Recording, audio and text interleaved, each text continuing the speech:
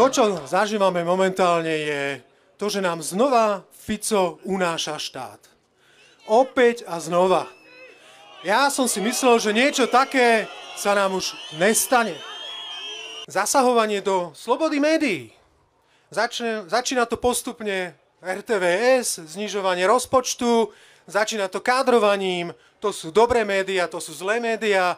Tie dobré médiá sú tie dezinformačné, ktoré im pochlebujú, a tie zlé médiá sú tie, ktoré si dovolia ich kritizovať. Už raz ho ulica dolu dala v 2018 a môže sa to opakovať znova. Chceme zabrániť tomu, aby to, čo vzniklo pred 20 rokmi, špecializovaný trestný súd a špeciálna prokuratúra, ostali zachované.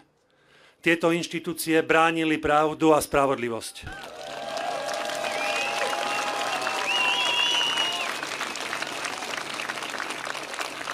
História ukázali, že tieto inštitúcie majú opodstatnenie v našej krajine, lebo prinášajú výsledky a ovocie. Pýtam sa, kde je tá odborná diskusia, o ktorej sme rozprávali v predvolebnej kampani. Mali sme plné ústa toho, že budeme pozývať odborníkov, odbornú verejnosť a otvoríme širokú diskusiu k tomu, aby sme to spružnili, zlepšili a dnes skrátené legislatívne konania a nech to je zrušené. S týmto nesúhlasíme. Veď si len pozrite, čo riešia, čomu venujú energiu od volieb. Je to zdravotníctvo? Sú to školy? Platy učiteľov? Sú to platy nás všetkých? Je to životná úroveň? Nie.